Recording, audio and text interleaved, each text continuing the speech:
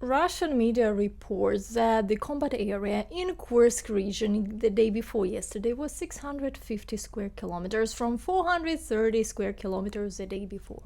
The Kursk region is gradually turning into Kursk People's Republic as the Ukrainian Armed Forces entrench themselves in territories that they've been taken and advanced in the untaken areas. Kadyrov threatens that everything will end in 2-3 days.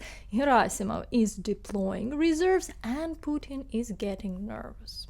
Residents of Lgov and Kursk are asking Putin for evacuation, but he is not saving them. Russians have proposed several theories about who has advanced into the Kursk region: Russian Volunteers Corp fighters, foreign mercenaries, the Ukrainian Armed Forces, and others. The theories constantly change, and propagandists cannot agree among themselves. The special military operation in the Kursk region of Russia has been ongoing for several days. For the several days in a row, Russians are struggling to put together coherent statements about what is happening. Initially, they claimed everything was under control.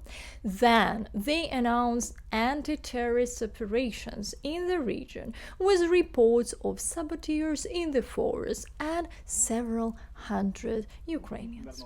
Later, they were terrified and claimed they were 10,000 soldiers. And just to remind you, Russians have not forgotten that they are supposedly fighting NATO, of course. On the third day, they found NATO soldiers in the Kursk forest as well. Currently, from all directions, we are seeing a lot of French, many Poles, and other foreign mercenaries.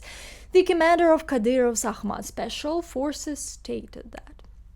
Of course, it must be noted that this operation is directed by the NATO command. I'm curious, guys, how he identified NATO soldiers in the Kadyrovids, who were put in charge of guarding Kursk region, fled as soon as they heard reports on bridge of the boat. Well, in general, people are panicking because the authorities are not evacuating them or providing any information. To calm the population and show that powerful reinforcements are on the way, Russian authorities have filmed a column of Russian military equipment moving towards the border.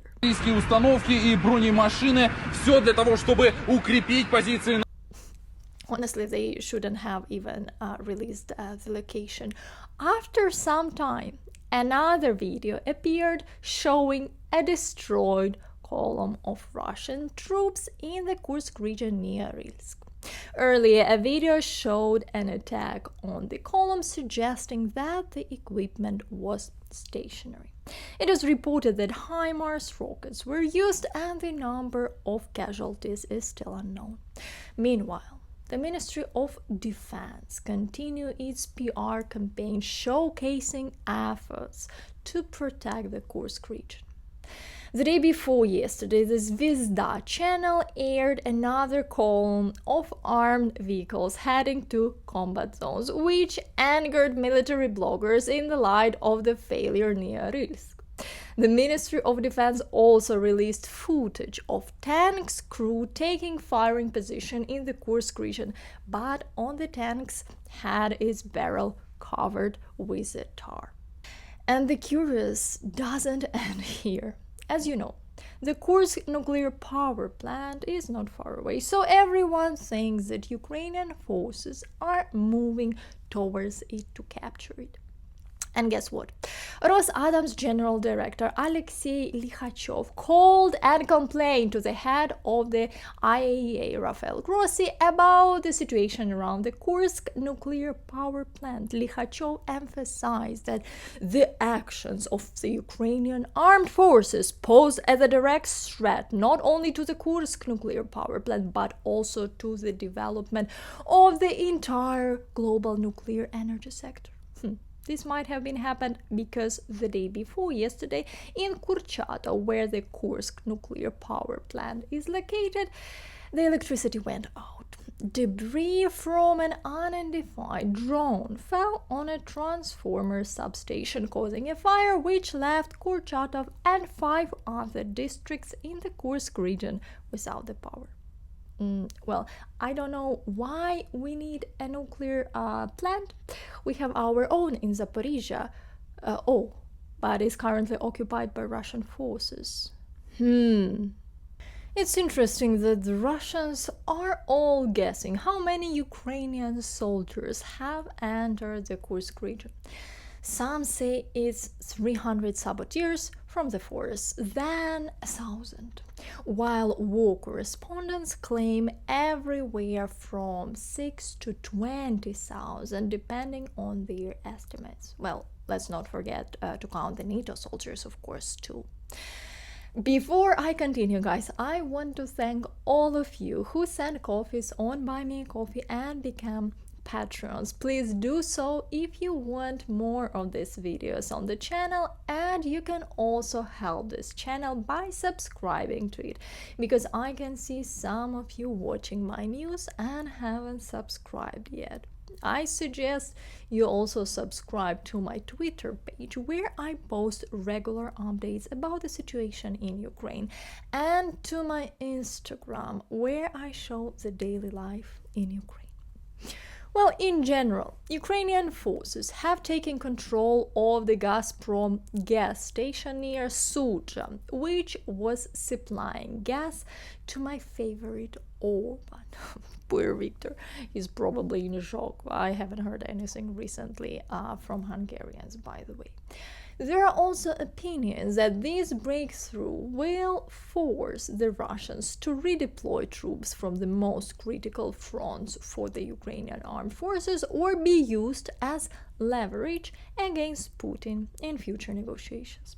The Ukrainian military operation in the Kursk region has received a green light from the Western world too. Furthermore, this operation is currently changing the partner stance on strikes on Russian territory. But Politico has reported that the Pentagon has stated that Ukraine's actions in the Kursk region align with US policy. The Pentagon's deputy spokesperson said that the operation in the Kursk region is not an escalation, as Ukraine defends its own territory. Ukraine's actions in the Kursk region align with US policy on the use of provided weaponry, she said. Political journalists noted that there are no signs that allies who previously showed cautious and indecisiveness are opposing of these actions on enemy's territory. Even Germany, which was particularly afraid of provoking the Kremlin by allowing the use of its weapons, has taken a supportive stance. In Berlin's foreign ministry, Politico was told that Ukraine has an internationally guaranteed right to defend itself, and this right is not limited to its own territory. According to videos released by the German publication Bild, Ukrainian forces are using equipment provided by Germany for the attack towards Kursk.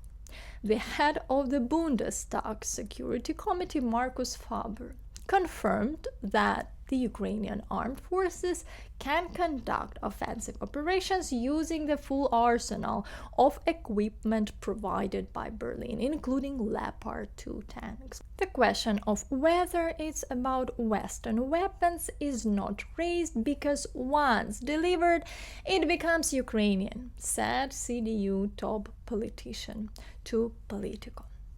Meanwhile, German Chancellor Olaf Scholz, who is formally on vacation, has not yet publicly commented on the situation, Political notes. Just imagine. Scholz comes back from vacation and sees that German tanks have entered Russia. Again, it seems poor guy might have a heart attack. By the way, Dmitry Alko-Medvedev has promised Russian tanks in front of the Reichstag in response to the appearance of German equipment among the units that invaded the Kursk region. It seems Medvedev didn't quite finish his thought. Perhaps they will arrive as trophies, because remember, Russian tanks were also supposed to parade on the Independence Square in Kiev in 2022, and they did end up there, just not in the same way they imagined. Western sources report that Russian Defense Minister Belousov has tried 3 times in recent days to call Pentagon Chief Lloyd Austin, but he hasn't answered. Isn't it amusing? The second most powerful army in the world tried to complain to America. The second most powerful army in Ukraine tried to complain to America. No, that's not right either. The second most powerful army in Russia tried to complain to America about the Ukrainians planning something, launching attacks, and that this would be an escalation. They need to persuade the Ukrainians to retreat, sit idly by and watch as their people are destroyed by Russia and their sovereign territories seized by usurpers. Overall, the prospects for the situation in the Kursk region remain unclear for the Russians, and optimism about this in Russian public forums is currently lacking. They are also unsettled in neighboring regions.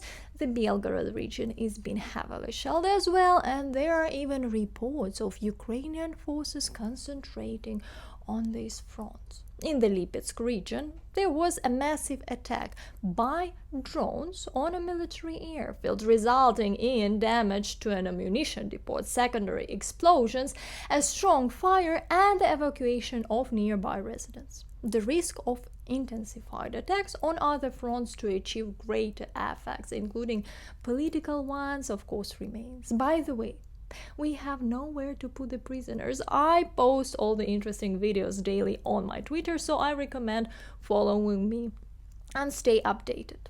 Interestingly, many of the prisoners are very young conscripts who were assigned to guard the border, not expecting, of course, that the Ukrainian Armed Forces might cross in.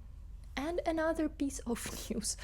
You might think that this is a satire. Normal people would actually think so, but no, this is just a surrealist country of crooked mirrors. The Russian Human Rights Commissioner Tatyana Maskalkova has sent a request to the UN.